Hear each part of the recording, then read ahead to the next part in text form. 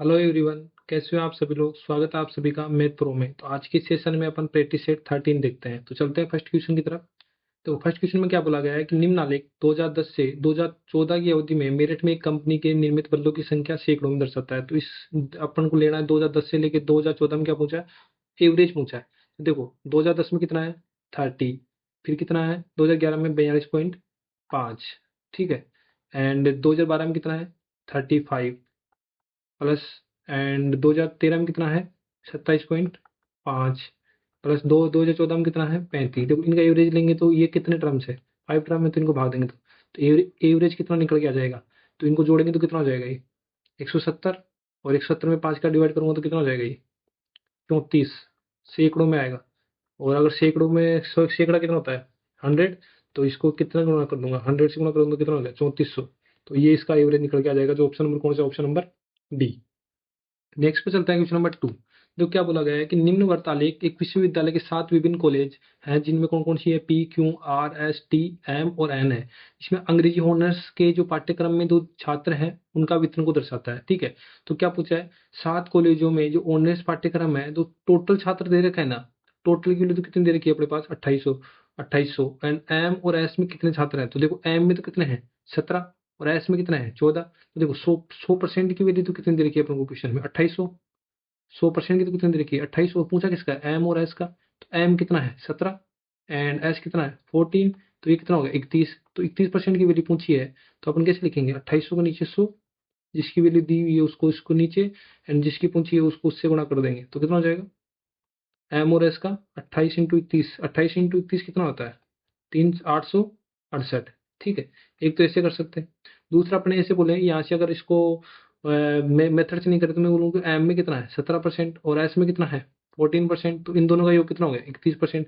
जो भी ऑप्शन 31% का मल्टीपल होगा ना वही क्या आ जाएगा, इसका आंसर आ जाएगा। तो ये कोई भी option A B and D, option 31 का मल्टीपल नहीं है। ऑप्शन कौन सा है, ऑप्शन 868 है, 31 का मल्टीपल है, ठीक है। दोनों तरीके से अपना अप्रोच लगा सकते हैं। एंड चलते हैं नेक्स्ट क्वेश्चन की तरफ, क्वेश्चन नंबर 3। इसमें क्या बोला गया है कि तो तालिका दी है जिसमें 2014 से लेकर 2018 के दौरान दिल्ली में 4 अलग अलग जिम शामिल होने वाले लोगों की संख्या को दर्शाता है। तो देखो 2018 में ए में शामिल होने वाले कौन से हैं, 2000 ए में कितने हो रहे हैं 278, 18 में। एंड डी में कितने हो रहे हैं 2016 में, डी में कितने हो रहे हैं 239, कितने हो रहे हैं 239। तो कितना परसेंट अधिक हो रहा है 39 अधिक अधिक हो रहा है ना, किससे, डी से। तो 239 और परसेंटेज के लिए मैं क्या लगा दूंगा 100। अगर इसको मैं काटता हूं तो ये चला जाएगा 16.31, 16.31%। तो यहाँ पर पूछा क्या अप्रोक्स, तो ये कितना हो जाएगा ऑलमोस्ट 16%। जो ऑप्शन नंबर कौन सा दिख रहा है, option number A. Question number 4 पर चलते हैं। क्वेश्चन नंबर 4 में क्या बोला गया है कि देखो दिया गया आलेख है वो निर्मित बल्लों की संख्या। मान लो कि इसमें 2010 से लेकर 2014 में यहाँ पर क्या दर्शाता है कि ए में 30 सैकड़े क्या दर्शाता है बल्ले निर्मित हो रहे हैं, और 2011 में 42.5 सैकड़े क्या हो रहे हैं बल्ले निर्मित हो रहे हैं। और ये दर्शाता है क्या नहीं बिकने वाले, मतलब इस ये दर्शाता है परसेंटेज में और ये दर्शा रहा है रियल वैल्यू में। तो इसको कैसे लिखेंगे, अगर इस पूछा क्या है क्वेश्चन में 2010 में, पहले 2010 की बात कर रहा हूँ। तो 2010 में टोटल बल्ले तो कितने हैं निर्मित हो रहे हैं 3000, सैकड़ों में तो उसको चेंज करूंगा तो ठीक है।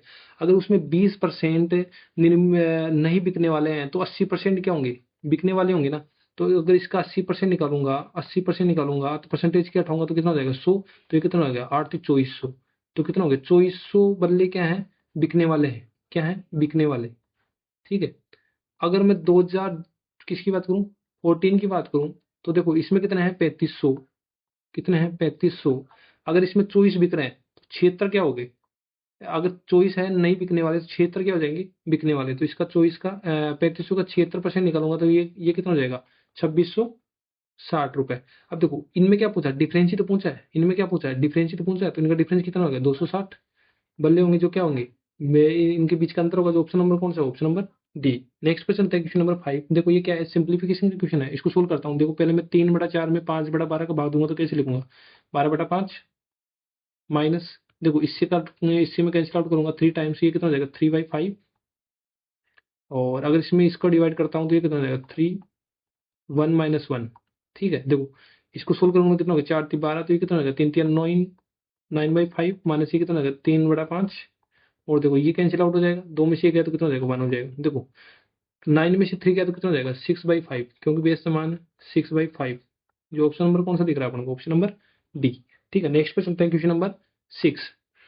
देखो, 3 क्रमागत पूर्णांकों को बढ़ते क्रम में लेने पर उन्हें क्रम से किससे गुणा किया जाता है, 2, 3 एंड 4 से गुणा किया जाता है, तो उनका योग कितना हो जाता है 74। तो सबसे बड़ी संख्या बताना है। तो सबसे छोटी पूर्णांक संख्या आप मान लो अक्स है, फिर उससे अगली वाली संख्या अक्स प्लस 1 हो जाएगी, एंड उससे अगली वाली संख्या कितनी हो जाएगी अक्स प्लस 2। अपन को 3 मानना है। मान लो पहली संख्या को मैंने 2 से गुणा किया, इसमें दिया हुआ है क्रम से। दूसरी संख्या को किससे गुणा करना है, 3 से गुणा करना है, एंड जो थर्ड संख्या को किससे गुणा करना है, 4 से। ठीक है, अगर मैं इनका योग करता हूँ, इसका योग, तो ये किसके इक्वल हो जाएगा 74 के इक्वल हो जाएगा। तो देखो, इनका योग करूंगा तो कितना हो जाएगा 2x प्लस 3x, और ये कितना हो जाएगा 3 प्लस कितना हो जाएगा 4x प्लस कितना हो जाएगा 8, इक्वल टू कितना होगा 74। देखो ये कितना हो जाएगा 4, 7 एंड 9, और ये कितना हो जाएगा 3 प्लस 8 कितना हो जाएगा 11, इक्वल टू 74। तो 9x की वैल्यू कितना हो जाएगी 63 की वैल्यू, फिर x बराबर कितना हो गया 7। पूछा क्या है, सबसे बड़ी। सबसे बड़ी संख्या कौन सी है, सबसे बड़ी कितनी है, x प्लस 2 है ना। तो x का मान अपने पास 7 है, और प्लस 2 जोड़ूंगा तो सबसे बड़ी संख्या कौन सी आ जाएगी 9। जो ऑप्शन नंबर कौन सा दिख रहा है, option number A. Question number 7 पे चलते हैं। क्वेश्चन नंबर 7 क्या बोला गया, देखो, एक नंबर सिस्टम का सवाल है जिसमें वैसे बोलूंगी 3, 5, 6 वाई एंड एक्स, ये किससे डिवाइड है 90 से डिवाइड है। तो अपन को इससे क्या निकालना है, वाई माइनस एक्स निकालना है। तो इसको अगर मैं फैक्टर करूँ तो ये कितना हो गया 10 इंटू 9 से भी डिवाइड होगा, अगर 90 से डिवाइड है। देखो, कोई संख्या जैसे मैं बोलूँगी 350 है, तो ये 10 से डिवाइड होगा, मतलब अगर कोई 10 से डिवाइड होगा तो वो किससे डिवाइड होगा, पूरी पूरी बात, मतलब वो लास्ट में 0 0 आना ही चाहिए। तो अगर इसमें 0 आएगा तो मैं बोलूँ 3, 5, 6 वाई एंड 0, तो मुझे ये तो पता चलेगा कि अक्स का मान तो क्या होगा 0 तो होगा ही होगा। अक्स का मान तो नहीं पता चल गया। अब देखो, 9 का मल्टीपल है, अपन 9 का डिविजिबिलिटी रूल चेक करने के लिए क्या करते हैं, जहां पर भी 9 बनता है उसको अपन कैंसिल आउट कर देते हैं। देखो, 6, 3, 9, ठीक है, अब क्या बचा 5 वाई एंड 0। अब देखो, अगर इसे 9 से डिवाइड होगा तो यहाँ पर भी 9 बनना चाहिए, मतलब अगर 5 है तो यहाँ पर क्या बचा 4, 4 बचा ना, तो तब भी तो 9 बढ़ेगा, 5, 4, 9। तो वाई का मान भी कितना आ गया अपने पास 4, वाई का मान कितना आ गया 4। अब पूछा क्या अपने पास, एक्स का मान 0 है, वाई का मान 4 आ गया, तो क्या पूछा है वाई माइनस एक्स का पूछा ना, तो वाई का मान कितना है 4, एक्स का मान कितना है 0, तो आंसर कितना आ गया अपने पास 4। जो ऑप्शन नंबर कौन सा, ऑप्शन नंबर बी। ठीक है, नेक्स्ट पर चलते हैं, क्वेश्चन नंबर 8। क्वेश्चन नंबर 8 के लिए मैं क्या बोलता हूँ, देखो, एक परीक्षा में 41% छात्र तो क्या है अर्थशास्त्र के हैं, जो क्या है अनुत्तीर्ण है, और 35% छात्र क्या है भूगोल के हैं, और 39% छात्र क्या है इतिहास के अनुत्तीर्ण है। 5% तीनों छात्रों में अनुत्तीर्ण है, 14% छात्र अर्थशास्त्र भूगोल और इसमें है। तो सबसे पहले क्या बनाता हूँ मैं, डायग्राम बनाता हूँ, VNRX से करते हैं। देखो, तीन सब्जेक्ट दे रखे हैं, 3 सब्जेक्ट दे रखे हैं, ये देखो, सबसे पहले 3 सब्जेक्ट लिख दिया अपने, ऐसे बना लिया इसको डायग्राम, जिससे क्या होता है इजी हो जाता है। देखो, मैं ऐसे बोलता हूँ, ये तो इकोनॉमिक्स का इधर वाला, ये क्या है इकोनॉमिक्स, किसका है इकोनॉमिक्स। इधर वाला मैं बोल लेता हूँ जियो, जियो का है, मतलब जियोग्राफी मतलब भूगोल का है, और लास्ट वाला मैं मान लेता हूँ ये हिस्ट्री का है। सबसे पहले मैं इसे बोलूँ, देखो, इंग्लिश को मैं ई लिखता हूँ, जियोग्राफी को जी लिखता हूँ, एंड हिस्ट्री को एस लिखता हूँ। अगर तीनों में अनुत्तीर्ण कितने हो रहे हैं, देखो तीनों में अनुत्तीर्ण कितने हो रहे हैं 5%, कितने हो रहे हैं 5%। देखो, तीनों का कॉमन कौन सा एरिया दिख रहा है, यही तो एरिया दिख रहा है ना, तीनों का कॉमन एरिया। तो इसकी वैल्यू कितना पता चल गया मुझे, 5% हो गया ना। अब देखो, ये एरिया कौन सा है, ये एरिया, ये हिस्ट्री, ये इकोनॉमिक्स और ज्योग्राफी। तो इकोनॉमिक्स, देखो 14% छात्र हैं अर्थशास्त्र और भूगोल, 14% छात्र हैं अर्थशास्त्र इकोनॉमिक्स और भूगोल, उसमें कितना है 14% है, कितना है 14%। अगर देखो, ये टोटल है दोनों का, ये है टोटल इकोनॉमिक्स और भूगोल का, ये दोनों देखो, ये दो, ये पूरा, उसमें 5% तो आ गया 14 में से, तो ये बचा कितना 9% बचा ना, कितना बचा 9%। अब देखो, यहाँ से 9% बचा लगे। अब क्या क्या दे रखा, और अगर मैं बोलूँ भूगोल, भूगोल एंड हिस्ट्री, इसमें कितना दे रखा टोटल 21%, लिख लेता हूँ, और हिस्ट्री एंड अर्थशास्त्र, इसका कितना दे रखा 18%। अब देखो, यहाँ देखो 5% है ये चीज, ये कौन सा है ज्योग्राफी, ये क्या है हिस्ट्री। अब देखो, ये दोनों का कॉमन है ना, किसका ज्योग्राफी हिस्ट्री का, और ज्योग्राफी हिस्ट्री का कॉमन कितना है 21%। देखो, ये कितना हो गया 5% हो गया, तो ये बचा कितना 16, ये पूरा 21% हो गया ना। अब देखो, अभी इसमें देखो इकोनॉमिक्स और हिस्ट्री, इकोनॉमिक्स हिस्ट्री में कितना है टोटल 18 है, इसमें 5 तो ये हो गया, वो ये बचा कितना 13।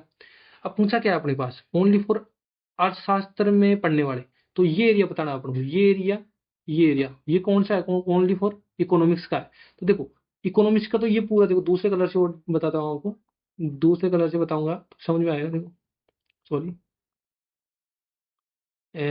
ये बताता हूँ इससे, ठीक है। देखो ये एरिया है, ये एरिया पूरा इकोनॉमिक्स का है, राइट। ये एरिया किसका है? इकोनॉमिक्स का है। तो मैं ऐसे बोलूं, जो ये एरिया बच रहा है, ये एरिया, इसमें देखो हिस्ट्री भी आ रहा है और ज्योग्राफी आ रहा है, तो ये बचा हुआ ना एरिया निकालना है। तो देखो ये टोटल तो कितना है इकोनॉमिक्स का? 41% है ना। देखो ये क्वेश्चन में दिया हो 41%। अगर इस 41% में से, 41% में से मैं 9%, 5% और 13% निकालूंगा तो बचेगा कौन? Only economics. कौन सा बचेगा? Only economics. तो ये कैसे निकालूंगा? 41 में से कितना निकाल दूंगा? तो अगर 41 में से अगर ये निकालूंगा तो कितना हो गया? ये कितना हो गया? 15, 18, 18, 18 में से 9 जोड़ूंगा तो कितना हो जाएगा? 27, है ना। और इसमें से निकालूंगा तो कितना हो जाएगा? ये निकालूंगा तो कितना हो जाएगा? 14%। कितना हो जाएगा? 14%। कितना हो जाएगा? 14%। जो ऑप्शन नंबर कौन सा है? Option number B. ठीक है, जो ओनली इकोनॉमिक्स के पढ़ता है, ओनली इकोनॉमिक्स कौन से पढ़ता है? 14%। ठीक है, नेक्स्ट पे चलते हैं, क्वेश्चन नंबर 9। क्वेश्चन नंबर 9 में क्या बोला गया है? देखो कि 16 मीटर लंबाई और 12 मीटर चौड़ाई वाले एक होल वाले फर्श को वर्गाकार टाइलों में जो पक्का किया जाना है, तो कम से कम टाइलों का कितना उपयोग किया जाना चाहिए कि प्रत्येक वर्गाकार टाइल की लंबाई कितनी होगी? देखो सबसे मैं बोलूँ कि इसमें लंबाई कितनी दे रखी है अपने को? लंबाई कितनी दे रखी है? 16 मीटर। एंड जो चौड़ाई दे रखी है, चौड़ाई कितनी दे रखी है? 12 मीटर। चौड़ाई कितनी दे रखी है? 12 मीटर। तो आयत का क्षेत्रफल बताओ मुझे तुम, क्योंकि जो वर्गाकार टाइल होगी वो कितनी होगी? आयत का क्षेत्रफल। तो आयत का क्षेत्रफल कितना होगा? आयत का क्षेत्रफल कितना होगा? लंबाई इंटू चौड़ाई। ठीक है, तो लंबाई इंटू चौड़ाई कितना हो जाएगा? 16 इंटू 12। तो ये कितना आ जाएगा एरिया अपने पास? 192 मीटर स्क्वायर। देखो अब अगर ये इस लेंथ की होती तो देखो एलसीएम ले लो इनका, कि इनका कॉमन पता चलेगा। 16 और 12 का एलसीएम कितना हो गया? 48। 48। अगर इस एरिया में इसका भाग दूंगा 192 का, 192 में 48 का भाग दूंगा तो अपने पास आएगा 4 मीटर लंबाई की, जो कम से कम टाइलों का उपयोग किया जाएगा अगर अपन इस लेंथ की टाइल का उपयोग करेंगे तब। ठीक है, जो ऑप्शन नंबर कौन सा दिख रहा है? Option number B. ठीक है, नेक्स्ट पे चलते हैं, क्वेश्चन नंबर 10। देखो किन्हीं दो निरंतर सम संख्याओं का गुणनफल हमेशा किससे विभाजित होता है? तो अपन देखो सम संख्या देख लो, 2 होती है, 4 होती है, 6 होती है, 8 होती है, 10 होती है, 12 होती है, डेज डेज डेज डेज चलती रहेगी। अगर पहले इन दोनों संख्या को लूँ तो 2 इंटू 4 से करूंगा तो कितना आ रहा है? 8। तो 8 से डिवाइड हो रहा है ना ये संख्या, ठीक है। अगर मैं 4 इंटू 6 करूँ तो ये कितना आएगा? 6 को 24, और 24 को मैं क्या लिख सकता हूँ? 8 इंटू 3 भी लिख सकता हूँ, मतलब ये भी क्या होगा? 8 से डिवाइड होगा।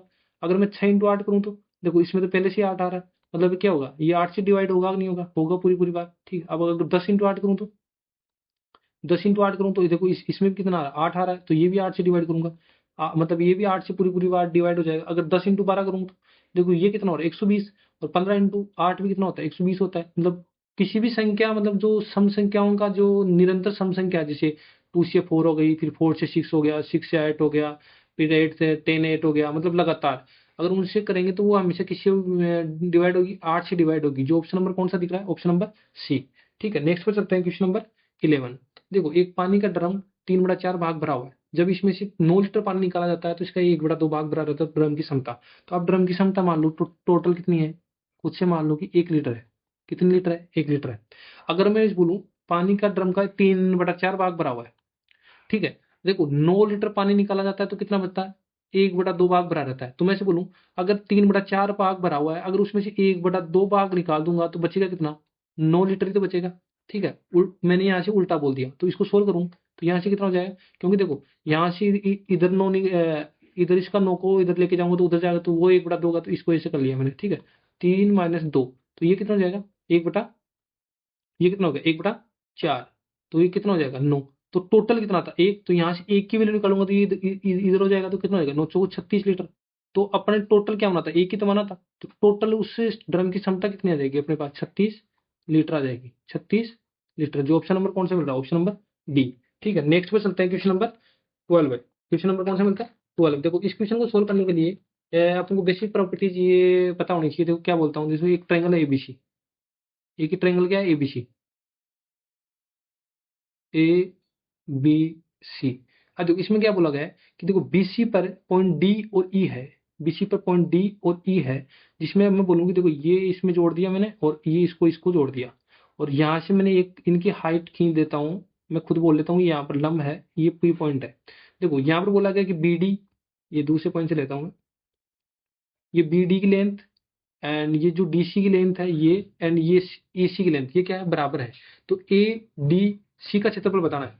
तो देखो मैं क्या बोलता हूँ कि आपको ऐसे बोलता हूँ कि अगर ट्रायंगल आप ए बी डी में देखो, ए बी डी में देखो, ए बी डी देखो ये है ना, तो देखो इसका बेस कितना हो गया, इसका इसका एरिया कितना होता है, 1/2, बेस कितना है बी डी, एंड हाइट कितनी होगी, जो मैंने इसका अभी लंब खींचा है कौन सी हो जाएगी, एपी, हाइट कितनी हो जाएगी एपी, इसका एरिया हो जाएगा।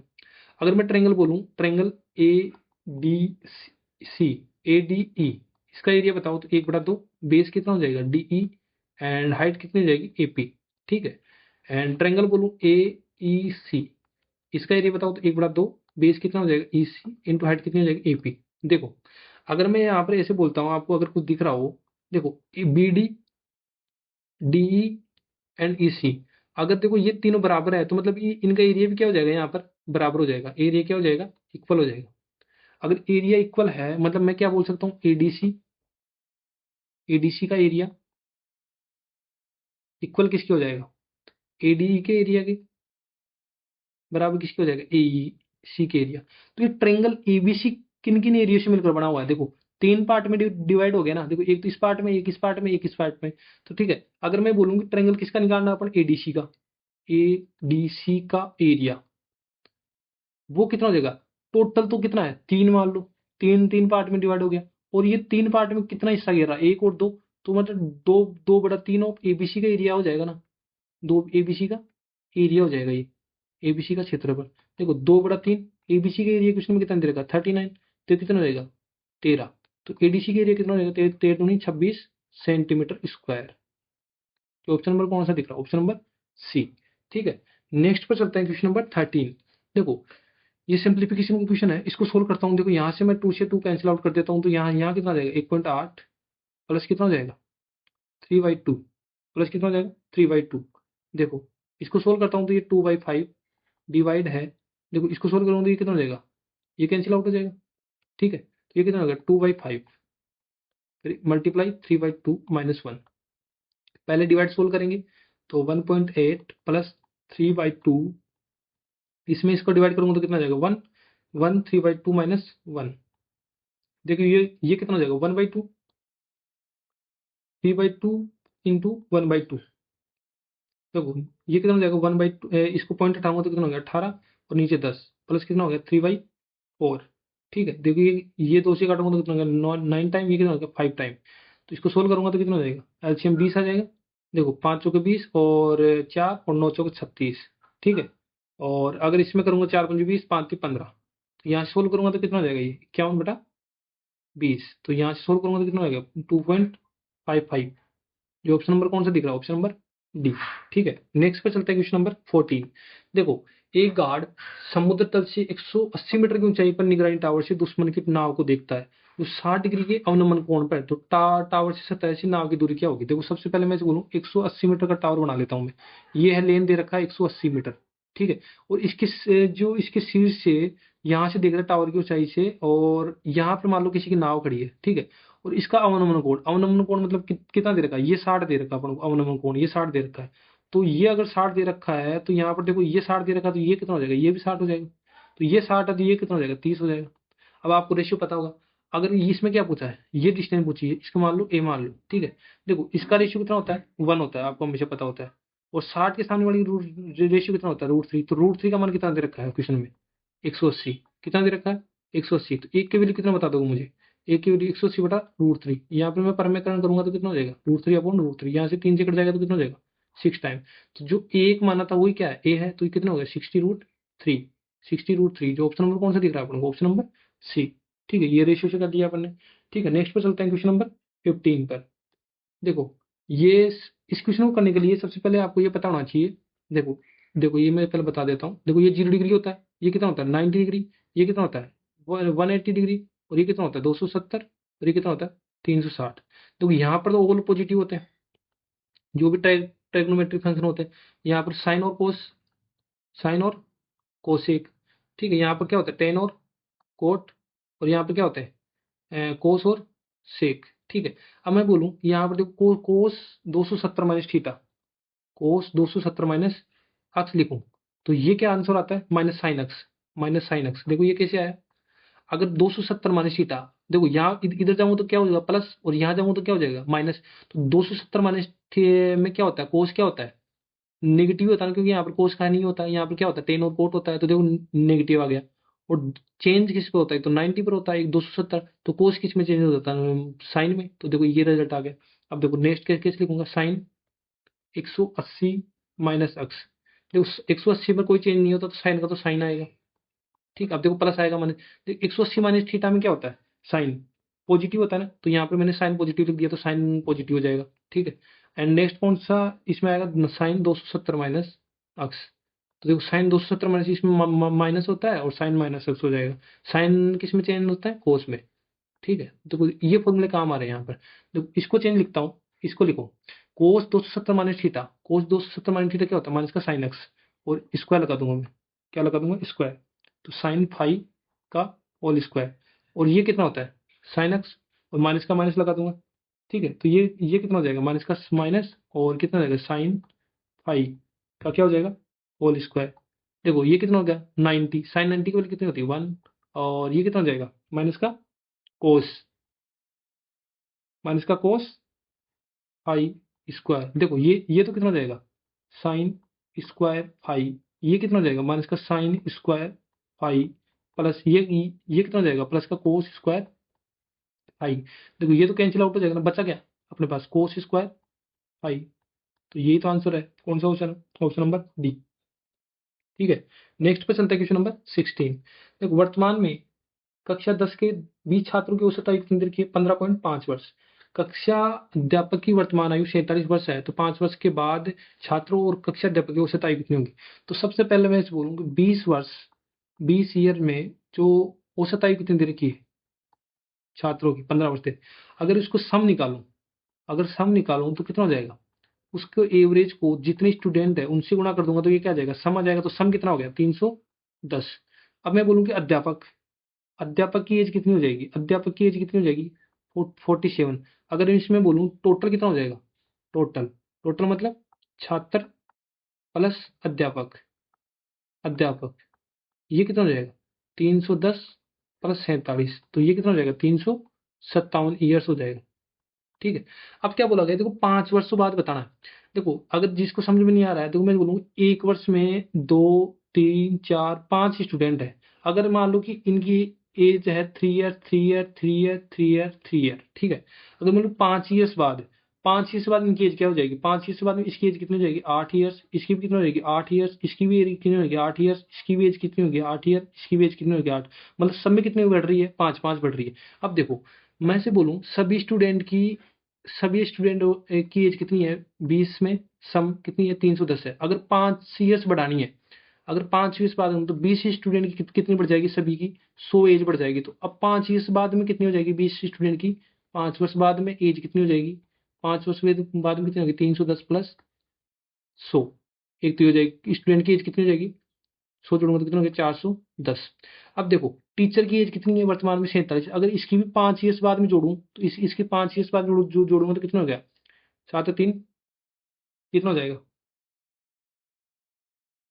कितना हो जाएगा, 47 प्लस 5, 3 2 52। ठीक है, अब इसमें भी इसमें जोड़ दूंगा, क्योंकि अपन को क्या पूछा है, टोटल का एवरेज पूछा है, तो टोटल का सम कितना हो जाएगा अपने पास, 410 प्लस 52, कितना हो जाएगा, 462, ये सम आ गया। अब देखो एवरेज के लिए क्या करेंगे, टोटल सम तो पता चल गया अपने 462, और टोटल नंबर कितना हो गया, 20 तो स्टूडेंट हो गया और एक अध्यापक हो गया, तो 21 का भाग दे दूंगा मैं, 21 का डिवाइड करूंगा तो कितना हो जाएगा, 22 आंसर। कितना आ गया, 22 आंसर। जो ऑप्शन नंबर कौन सा, ऑप्शन नंबर ठीक। इतना मैंने समझाने के लिए किया है, बाकी तो 2 या 3 लाइन में हो जाएगा। ठीक है, नेक्स्ट पे चलते हैं, क्वेश्चन नंबर 17।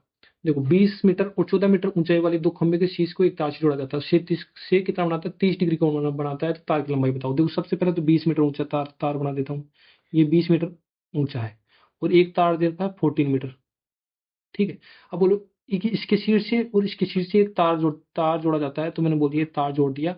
और यहाँ से क्षैतिज से कितना बनाता है, ये इससे क्षैतिज से कितना बना रहा है, 30 डिग्री का कोण बना रहा है। ठीक है, तो ये 30 डिग्री का बना रहा है, तो ये कितना हो जाएगा, 60 डिग्री का कोण बनाएगा। ठीक है, ये 60 डिग्री कोण बनाएगा। तो मैं बोलूंगी अगर ये 14 है, तो ये यहाँ तक ये भी 14 होगा, ये टोटल 20 है तो ये कितना हो जाएगा अपने पास 6 हो जाएगा। तो क्या पूछा तार की लंबाई, मतलब ये लंबाई बतानी है। देखो रेशियो बताओ, एक के सामने वाला कितना वैल्यू दे रखी है अपने, एक दे रखी है, तो ये तो 30 के सामने वाला होता है ना ये एंगल, ये क्या होता है इसका डबल होता है, मतलब ये टू टू टू की वैल्यू बतानी है। तो एक की वैल्यू कितनी दे रखी है अपने को 6, तो टू की वैल्यू बताएंगे तो कितनी हो जाएगी 12, कितनी हो जाएगी 12। ये ऑप्शन नंबर कौन सा दिख रहा है, ऑप्शन नंबर डी। ठीक है, नेक्स्ट पे चलते हैं क्वेश्चन नंबर 18। देखो रजनी मोहन से 25% कम काम कर सकती है और मोहन रिजवान से 20% अधिक काम कर सकता है, तो इनको 930 रुपए का कुल लाभ होता है, तो मोहन का हिस्सा बताना है। तो पहले मैं इसे बोलूँ रजनी, कौन है रजनी एंड मोहन का रेशियो, मोहन का रेशियो। देखो इनका रेशियो कितना 25%, 25% का फ्रैक्शन कितना होता है 1/4। मोहन से कितना काम करती है, 4 काम करती है। अगर मैं मोहन को 4 बोल लेता हूं तो एक काम कौन करेगी, रजनी, तो इनका रेशियो आ गया। फिर मैं बोलता हूँ मोहन और रिजवान, मोहन और रिजवान, इनका रेशियो निकालो। तो देखो 20% होता है, 20% का फ्रैक्शन कितना होता है 1/5। तो मोहन है ना रिजवान से 20% अधिक काम करता है। किससे करता है, रिजवान से 20%। अगर रिजवान 5 करता है तो मोहन कितना करेगा, एक अधिक करेगा। तो देखो यहाँ से रेशो निकालूंगा तो किसका आ जाएगा, रजनी को मैंने लिख दी रजनी एंड मोहन एंड रिजवान, ये इसका रेशियो आ जाएगा। तो इसको रेशियो मैंने सोल्व करना बहुत बार बता दिया। देखो इसको तो पहले इससे मल्टीप्लाई करेंगे, फिर इससे मल्टीप्लाई करेंगे, फिर इससे मल्टीप्लाई करेंगे। 36 18, 6 चौको 24 और 5 चौको 20। देखो ये 2 से और कट रहा है, 2 9 12 एंड 10। तो इस रेशियो में बटेगा, तो टोटल लाभ का रेशियो कितना हो जाएगा, यहाँ पर कितना हो जाएगा 31। तो 31 की वैल्यू कितनी दे रखी है क्वेश्चन में, 930। किसकी वैल्यू पूछी है, 12 की। तो देखो यहाँ पर 930 दे रखी है वैल्यू 31 की, और क्वेश्चन में पूछा है 12 की वैल्यू, तो ये कितना चला गया, 3 टाइम चला गया। ठीक है, तो 12 में 4 बार दिया 36, 360 रुपये हो गई। 360 रुपये हो गया किसका, मोहन का। ये किसका हो गया, मोहन का हिस्सा हो गया 360 रुपये। जो ऑप्शन नंबर कौन सा दिख रहा है, ऑप्शन नंबर ए। ठीक है, 19 पर चलता है क्वेश्चन नंबर। देखो क्या बोला गया, एक विद्यालय में लड़के और लड़कियों की संख्या का अनुपात दे रखा 5:6, जिसमें 20 लड़के और 25% लड़कियां छात्रवृत्ति धारक है। तो कितने छात्र प्रति जो छात्रवृत्ति प्राप्त नहीं की। तो पहले मैं बोल देता हूँ बॉयज एंड गर्ल्स। ठीक है, देखो 5 और 6 दे रखा ना रेशियो, तो रेशियो में दे रखा तो मैं इसको 50 भी मान लेता हूँ, 60 भी मान लेता हूँ, जिससे मुझे 20% और 25% निकालने में क्या हो जियो। तो मैं से बोलूँ अगर इसका 20% क्या है, छात्रवृत्ति प्राप्त करते हैं बॉय, तो 80% क्या होंगे, छात्रवृत्ति प्राप्त नहीं करते होंगे, राइट। अगर गर्ल्स में बात करूं तो 25% अगर छात्रवृत्ति प्राप्त कर रही है, तो 75% क्या होगी, छात्रवृत्ति प्राप्त नहीं करोगे। जो 50 का 80% निकालूंगा तो कितना हो जाएगा मेरे पास, 40 स्टूडेंट। और 60 का 75% निकालूंगा तो कितना हो जाएगा मेरे पास, 60 का 75% निकालूंगा तो कितना हो जाएगा 45। तो यहाँ से जो छात्रवृत्ति नहीं धारण करने वाले लोगों की संख्या कितनी आ गई अपने पास, 85। और यहाँ से टोटल स्टूडेंट कितने हैं, 110। तो परसेंटेज के लिए मैं क्या लगा दूंगा, 100। और देखो ये कितना परसेंटेज आ गया अपने पास, 850/11%। जो ऑप्शन नंबर कौन सा दिख रहा है आपको, ऑप्शन नंबर बी। कौन सा दिख रहा है, option number B. Question number चलते हैं क्वेश्चन नंबर 20 पर। कौन से चलते हैं, क्वेश्चन नंबर 20 पर। क्वेश्चन नंबर 20 पढ़ो। क्वेश्चन नंबर 20 क्या बोला गया कि दो संख्या है 19 और 17, इनके जो क्या दे रखा है एचसीएफ, वो कितना दे रखा है 11। तो वो संख्या बताओ। तो वो संख्या मान लो एक तो 19 अक्स है और दूसरी कितनी दे रखी है 17 अक्स है, और एचसीएफ कितना दे रखा है कितना दे रखा है 11। तो वो संख्या कितनी हो जाएगी, पहली तो एक तो 19 × 11 हो जाएगी, और दूसरी संख्या कितनी हो जाएगी 17 × 11। तो पहली तो कितनी हो जाएगी 209, और ये कितनी हो जाएगी 187। तो ये दोनों संख्या हो जाएंगी। तो ऑप्शन नंबर कौन सा रहेगा, ऑप्शन नंबर सी। तो नेक्स्ट पे चलता है क्वेश्चन नंबर 21। देखो एक नदी के किनारे पर खड़ा एक व्यक्ति, नदी के दूसरे किनारे पर एक पेड़ द्वारा लगाया गया कोण 60 डिग्री है, वह किनारे 36 मीटर पीछे जाता है और देखता है कि वह 30 डिग्री पर आ गया, और नदी की चौड़ाई कितनी होगी। तो सबसे मैं बोलता हूँ कि देखो ये पेड़ है, ये पेड़ है, और यहाँ से वो देखता है तो ये 60 डिग्री का कोण बनाता है। यहाँ से कितना डिग्री कोण बनाता है 60 डिग्री, जिसमें बोलता हूँ डी सी एंड बी। यहाँ से कितना डिग्री कोण बना रहा है 60 डिग्री का कोण बना रहा है। अगर वो 36 मीटर पीछे जाता है, यहाँ से कितना जाता है 36 मीटर पीछे जाता है, तो यहाँ से ये कितना डिग्री का कोण कोण कोण बनाने लग गया। अब कितने डिग्री का कोण बनाएगा, 30 डिग्री का कोण बनाएगा। तो ऐसे बोलोगे ये जो नदी की चौड़ाई है इसकी लेंथ बताओ। तो इनमें मान लेता हूँ इस पेड़ की हाइट कितनी है एच मान लेता हूँ। अब देखो इस क्वेश्चन को सोल्व करने के लिए मैं बोलूंगा टॉप ट्रायंगल बीसीडी में देखो, यहाँ पर रेशियो लगाओ, क्योंकि यहाँ पर अगर इन दोनों में से एक भी हाइट दी या ए का या एच की कोई भी मान दिया होता तो अपन रेशियो तो कर लेते, लेकिन यहाँ पर दिया हुआ नहीं तो अपन बेसिक से करेंगे। तो बीसीडी में आप 1060 देखो, 1060 क्या हो जाएगा, सी डी बाई बीसी हो जाएगा ना। देखो सी डी का मान कितना दे रखा है, आप एच मान लिया, बीसी का मान कितना दे रखा ए, और टेन सिक्सटी का मान कितना हो गया √3। तो ए का मान कितना निकाल लोगे आप? ए का मान h/√3 निकाल लोगे, नहीं निकाल लोगे? ऑप्शन नंबर 1 दे दो। ठीक है, अब आप ट्रायंगल देखो ए डी सी में। ठीक है, तो यहाँ पर 1030 लगाओ। अगर 1030 लगाओगे अपन यहाँ से तो क्या हो जाएगा? 3D/AC। ठीक है, सी डी का मान h है, ए सी का मान कितना है? 36 + a, एंड 1030 का मान कितना होता है? 1/√3। ठीक है, यहाँ से अगर मैं किस किस का मान निकालूं, ए का मान निकालूं, तो यहाँ कितना हो जाएगा? h√3 √3h बराबर हो जाएगा 36 + a। और ए का मान निकालूंगा तो कितना हो जाएगा? तो √3h माइनस कितना हो जाएगा? √3h minus 36। देखो यहाँ पर भी ए की वैल्यू है, यहाँ पर भी ए की वैल्यू है। ये कितना होगी? इक्वेशन 2। तो यहाँ से अगर मैं इनको दोनों को मान इक्वल कर दूंगा तो ये कितना हो जाएगा? h√3 बराबर कितना हो जाएगा मेरे पास? 3√h माइनस का 36। देखो इसको इधर मल्टीप्लाई करूंगा तो यहाँ कितना होगा? 3h, और ये कितना हो जाएगा? 36√3। तो यहाँ इधर लाऊंगा तो ये कितना हो जाएगा? ये इसको उधर लेके जाओ, ठीक है, और उसको उधर ले जाओ तो ये कितना होगा? 2h बराबर कितना हो जाएगा? 36√3। तो h का मान कितना आ जाएगा मेरे पास? 18√3। एच का मान आ गया ना। लेकिन मेरे को क्या चाहिए? एच का मान थोड़ी चाहिए मेरे को, तो चौड़ाई चाहिए। तो इसी इक्वेशन में रखूंगा, समीकरण एक में, समीकरण एक में रखूंगा। तो ए बराबर कितना हो गया? 18√3 अपॉन √3। √3 से √3 कैंसिल करूँ तो नदी की चौड़ाई कितनी आ गई अपने पास? 18 मीटर। जो ऑप्शन नंबर कौन सा दे रखा है? Option number C. ठीक है, नेक्स्ट पे चलते हैं। Question number 22। देखो, एक त्रिभुज के दो कोण एक रेशियो 2 के अनुपात में और तीसरा कोण इनके योग के बराबर है। तो मैं बोलूँ पहला कोण कितना मान लो? अक्स मान लो। दूसरा कोण कितना मान लो? 2x मान लो। तीसरा कोण क्या है? इन दोनों के योग के बराबर। इन दोनों का योग कितना हो जाएगा? 3x। तो तीनों कोण पता चल गया। तो त्रिभुज के तीनों कोणों का योग कितना होता है? 180। तो देखो 180 हो गया ना, 3x बराबर कितना हो गया? 180। तो ये कितना हो गया? 3 तो 5 6, 6x की वैल्यू कितनी हो जाएगी? 180। अक्स की वैल्यू कितनी हो जाएगी? 36 18। तो सबसे छोटा कोण क्या है? अक्स ही तो है, तो अक्स की वैल्यू आ गई कितनी होगी? 30। जो ऑप्शन नंबर कौन सा दिख रहा है? Option number B. ठीक है, नेक्स्ट पे चलते हैं। Question number 23। देखो ये एक को लगा है कि एक छात्र 5 किलोमीटर प्रति घंटा से घर से विद्यालय जाने में 1.5 घंटे का समय लगता है। विद्यालय से घर की समान दूरी को तय करने के लिए 20% कम करना पड़े तो गति कितने प्रतिशत वृद्धि करनी पड़ेगी? देखो, घर से विद्यालय के बीच की दूरी बताऊं। घर से विद्यालय के बीच की दूरी, विद्यालय की दूरी, अगर डिस्टेंस बताऊंगा। देखो ये टाइम दे रखा, ये स्पीड दे रखा है, तो डिस्टेंस क्या होता है? Speed into time. तो स्पीड कितना दे रखा है? 5 किलोमीटर प्रति घंटा। और टाइम कितना दे रखा है? 1.5। तो जो डिस्टेंस आ गई अपने पास कितना आ गई घर से? 7.5 किलोमीटर।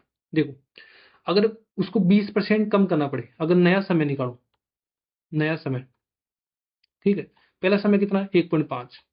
अगर 20% कम करना पड़े मतलब कितना हो गया? 80। अगर 1.5 का 80 करूंगा तो ये कितना आंसर आएगा अपने पास? देखो इसको सोल्व करूंगा तो ये कितना हो जाएगा?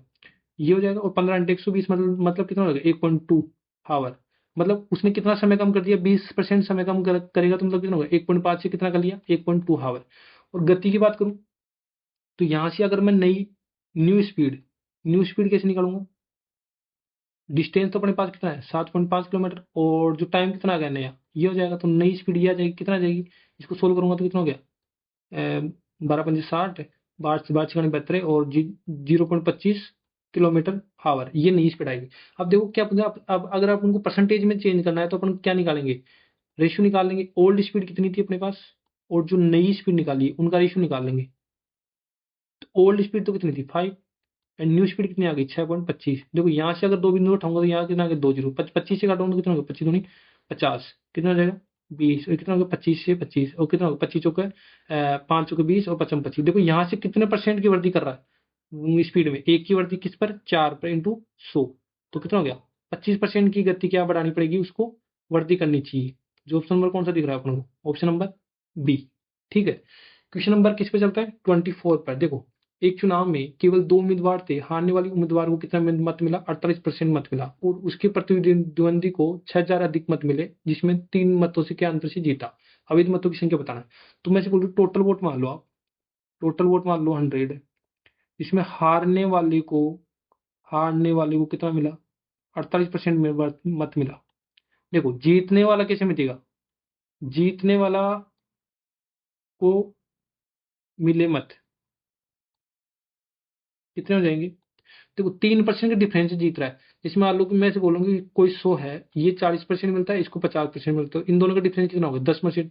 तो जो 50% जीता है वो 10% के डिफरेंस से तो जीत रहा है। तो देखो 3% का डिफरेंस दे रखा है, तो ये कितना हो गया 48%। तो बाद मत मिले होंगे जीतने वाले को, और 3% का और वो मत मिले होंगे, तो ये कितना जीतेगा 51% से मतों से क्या होगा जीता होगा। देखो अब कितने लोगों ने मत नहीं दिया, देखो अवैध, अवैध किसे निकालेंगे, टोटल वोटों में से जिन्होंने भाग लिया होगा वो निकाल देंगे। तो देखो ये कितना हो गया 100, और ये कितना हो गया 99। तो 1% लोगों ने क्या क्या नहीं किया, अवैध संख्या हो गई या मत नहीं दिया, इसे समझ लो। ठीक है, तो अपन को 1% की वैल्यू निकालनी है। देखो ये क्वेश्चन में 6000 मत अधिक दे रखा है, वैल्यू में तो कितना दे रखा है 6000, और परसेंटेज में कितना दे रखा है 3%। तो 3% की वैल्यू क्वेश्चन में कितना दे रखी है 6000। ठीक है, 1% की वैल्यू निकालनी है यहाँ पर, तो 1% की वैल्यू कितनी हो जाएगी 2000। 1% की वैल्यू कितनी हो जाएगी 2000। ठीक है, तो एक की वैल्यू निकालनी है, ये जो क्या है अवैध है, क्या है अवैध है, तो एक की वैल्यू कितनी हो जाएगी 2000। तो ऑप्शन नंबर कौन सा है, ऑप्शन नंबर ए। नेक्स्ट पे चलते हैं क्वेश्चन नंबर 25। देखो एक द्विघात समीकरण है जिसमें 2x² प्लस 3x माइनस 5 बराबर 0 दे रखा है, जिसमें ये दे रखा है तो इसका मूल एक -5 है। तो p और k का मान बताना। अगर -5 है तो यहाँ पर अगर इस समीकरण में बोलता हूँ कि यहाँ पर x का मान आप रख दो -5, तो यहाँ से अपन किसकी वैल्यू प्राप्त हो जाएगी, p की वैल्यू प्राप्त हो जाएगी ना। तो देखो 2 -5 प्लस p -5 बराबर कितना हो जाएगा 0। देखो कितना 25, 25 का कितना हो जाएगा 50, और ये कितना हो जाएगा -5p, और ये कितना हो गया 15 बराबर कितना हो गया 0। देखो ये उधर जाएगा तो 5p कितना हो जाएगा प्लस का, और ये इधर आएगा तो कितना हो जाएगा 35, कितना हो जाएगा 35। तो p बराबर अपन को कितना प्राप्त हुआ, पास अंत है 35। अब क्या करेंगे यहाँ पर p का मान, जो कि ये समीकरण दे रखा ना p(k)x² प्लस अगर अपन को k का मान चाहिए, तो देखो अपन को p का मान प्राप्त होगा, k का मान पहले से, तो यहाँ से k का मान, तो यहाँ से मैं p का मान रख दूंगा 7, कितना हो जाएगा k(x²), तो x² मतलब 5 का स्क्वायर, कितना हो जाएगा ये हो जाएगा, प्लस ये कितना हो जाएगा -5 बराबर कितना होगा 0। देखो 7 इधर ही है तो उधर जाएगा तो कितना होगा 0 जाएगा, तो ये कितना हो जाएगा 25 के, और ये कितना हो जाएगा -5 बराबर कितना होगा 0। तो 25 के बराबर कितना हो जाएगा अपने पास 5, और k बराबर कितना हो जाएगा 5/25, मतलब कितना होगा 1/5, 1/5 कितना होता है 0.2। तो देखो p का मान तो कितना प्राप्त हो रहा है अपने पास 7, और k का मान कितना प्राप्त हो रहा है 0.2। कौन सा ऑप्शन दिख रहा है, ऑप्शन नंबर 7 और 0.2, ऑप्शन नंबर ए। ठीक है, क्वेश्चन नंबर 26 पर चलते हैं। क्या बोला गया है कि चीनी के मूल्य में अगर 10% की वृद्धि कर दे 5 सदस्य वाले एक परिवार में, उसके व्यय में वृद्धि नहीं करना चाहिए, तो चीनी के उपयोग में कितने % की वृद्धि करेगा। अगर मैं बोलूँ कि जो प्राइस की रेशियो में कितना चेंज कर रहा है, 10% की वृद्धि कर रहा है ना, 10% की वृद्धि कर रहा है, मान लो कि पहले प्राइस 10 थी तो अब बढ़कर कितनी होगी 11। जो कंजम्पशन का रेशियो है, अगर एक्सपेंडिचर क्या करता है नो चेंज करता है, अगर एक्सपेंडिचर नो चेंज करता है, जो प्राइस का रेशियो होता है, जो कंजम्पशन का रेशियो क्या हो जाए प्राइस का रेशियो का उल्टा होता है हमेशा। अगर क्या हो एक्सपेंडिचर नो चेंज हो तो ये हो जाएगा। देखो यहाँ पर कितना कम करना चाहिए, एक किस पर 11 इंटू 100% के लिए, तो 1/11 फ्रैक्शन किसकी होती है 9 से ही 1/11% की वैल्यू होती है। ये ऑप्शन नंबर कौन सा दिख रहा है, ऑप्शन नंबर बी। ठीक है, क्वेश्चन नंबर किस पे चलेंगे 27 पर। देखो एक धनराशि वार्षिक चक्रवृद्धि ब्याज पर 3 वर्षों के बाद 10,648 रुपए और 2 वर्षों के बाद 9,680 रुपए जाती ब्याज की दर बताओ। सबसे पहले मैं इसे बताऊं, यहाँ पे जो टाइम है T1 पहले 2 ईयर्स पर बता दूंगा, और ये क्या क्या हो जाती है, मतलब क्या है अमाउंट है, तो अमाउंट है तो 9,680 हो जाती है। T2 बात करूं तो टाइम कितना हो गया 3 ईयर्स, T2 कितना हो गया टाइम टू कितना हो गया 3 ईयर्स, अमाउंट कितना हो जाएगा A2 और A1। ठीक है, ये कितना हो जाएगा 10,648। मान लो प्रिंसिपल है, मान लो प्रिंसिपल है, अगर इस पर मैं 2 ईयर्स का ब्याज लगाऊं, 2 ईयर्स के बाद लगाऊं तो अमाउंट कितना हो जाता है 9,680। अब देखो 3 ईयर्स में पूछेगा मतलब यहाँ पर ये A1 हो गया। ठीक है, अगर A2 में पूछेगा तो यहाँ पर 1 वर्ष का ब्याज शामिल है ना, तभी तो वो कितना पूछा 10,648 है। मतलब कि अगर इसमें से अगर मैं 1 ईयर का ब्याज निकालूं, 1 ईयर्स के बाद निकालूं, तो 10,648 में से 9,680 माइनस कर दूंगा, तो यहाँ पर कितना बचेगा 968। तो ये एक ईयर का ब्याज पता चल गया ना। देखो 1 ईयर्स का ब्याज यहाँ पर है तो ये उसके लिए क्या हो जाएगा प्रिंसिपल हो जाएगा। तो रेट के लिए क्या लगाऊंगा मैं, रेट के लिए क्या हो जाएगा 968 इंटू 100 अपॉन उसके लिए प्रिंसिपल कितना हो जाएगा 9,680, और टाइम कितना हो जाएगा, टाइम कितना हो जाएगा 1। तो देखो एक बिंदु से एक बिंदु कट गया, और 968 से 9 से हट जाएगा, तो आर बराबर कितना हो गया अपने पास 10% हो गया। ठीक है, इस प्रकार से इस क्वेश्चन को सोच सकते हैं। चलिए जो ऑप्शन नंबर कौन सा, option number C. Question number चलते हैं 28 पर। क्वेश्चन नंबर 28, ठीक है। 28 क्या बोला गया है कि देखो 20 लड़कों के एक समूह के औसत वजन की गणना 65 क्या है किलोग्राम है। तो 20 लड़कों के औसत बताओ कितना दे रखा है इसमें क्वेश्चन में, 65 किलोग्राम। पता चलता है कि लड़कों के वजन की गलती से सही वजन 66 किलोग्राम के बजाय कितना पढ़ लिया गया, 76 किलोग्राम पढ़ लिया गया। देखो एक तो क्वेश्चन है कि देखो इसको भी सम में बदल लो और फिर इनके जो डाटा चेंज हुआ है उसका कर सकते हैं। बाकी अपन अगर एवरेज में करें तो मान लो कि एवरेज 65 है, ठीक है, एवरेज कितना है 65 है। अगर एवरेज 65 है तो मैं से बोलूँ कि देखो कितना पढ़ लिया गलती से 76, जो गलती से पढ़ लिया उसको तो माइनस कर दिया और सही वाले को जोड़ दिया। अब ये तो क्या है, इनका सम है। और टोटल में कितना बटेगा, टोटल कितने 20 स्टूडेंट, उसको इसमें बांट दो, ठीक है। तो ये भी एवरेज है और ये भी क्या बन गया, नया वाला भी एवरेज बन गया। तो ये कितना हो जाएगा माइनस का 10, तो माइनस का 10 अपॉन 20, मतलब कितना हो जाएगा ये 20 मतलब 0.5। तो अगर ये कितना का चेंज हो जाएगा 0.5 का क्या क्या हो जाएगा एवरेज में चेंज होगा। ये भी एवरेज है, ये भी एवरेज, क्योंकि अपन को एवरेज में एवरेज ही घटा सकते हैं, एवरेज में सब नहीं घटा सकते। तो यहाँ पर कितना आएगा 64.5 किलोग्राम, ठीक है, 5 किलोग्राम। जो ऑप्शन नंबर कौन सा दिख रहा है, ऑप्शन नंबर डी, ठीक है। क्वेश्चन नंबर चलते हैं 29। देखो ये भी अच्छा क्वेश्चन है। स्थिर जल में एक नाव की गति दे रखी है अपन को 15 किलोमीटर प्रति घंटा और धारा की गति दे रखा है 3 किलोमीटर प्रति घंटा। तो दो दो चक्कर लगाता है, ध्यान रखना, एक सिरे से दूसरे सिरे में वापस आता है फिर वापस आता है, समान प्रक्रिया। तो पूरा करने में धारा के प्रतिकूल धारा के अनुकूल समय के बीच का अंतर दे रखा है। तो दोनों सिरों के बीच की दूरी बताओ, ठीक है। मान लो ए सिरा है एंड यहाँ से दे रखा है बी सिरा, एक बार जाता है यहाँ से फिर वापस लौटता है। तो अपन को ये बताना ए और बी की बीच की दूरी बता रहा है। तो नाव की गति बताओ, नाव की गति, नाव की गति क्या होगी, नाव की गति कितनी दे रखी है 15 किलोमीटर प्रति घंटा। नाव की गति कितनी दे रखी है 15 किलोमीटर बता। और धारा की गति कितनी दे रखी है, धारा की गति, धारा की गति कितनी दे रखी है 3 किलोमीटर प्रति घंटा, ठीक है। अब मैं बोलूं धारा की प्रतिकूल कैसे होता है, अगर धारा की प्रतिकूल निकालूं मैं, क्योंकि प्रतिकूल की बात कर रही है, तो धारा की प्रतिकूल क्या होता है, पर प्रतिकूल में क्या होता है माइनस होती है ना। तो नाव की गति में से अगर मैं इसकी गति निकाल दूंगा तो धारा की प्रतिकूल गति आ जाएगी ना, 12 किलोमीटर प्रति घंटा। और अनुकूल निकालूंगा, अनुकूल निकालूंगा तो क्या कर दूंगा मैं, ऐड कर दूंगा, 15 + 3 कितना हो जाएगा 18 किलोमीटर प्रति घंटा। अब क्या दे रखा, देखो डिस्टेंस मेरे को नहीं दे रखा तो डिस्टेंस में क्या मान लेता हूँ, डी किलोमीटर मान लेता हूँ, ठीक है। क्या बोला कि देखो धारा के प्रतिकूल और धारा के अनुकूल के समय। तो देखो धारा के प्रतिकूल में समय कितना लगेगा, एक तो डी अपॉन धारा के प्रतिकूल की स्पीड कितनी है 12।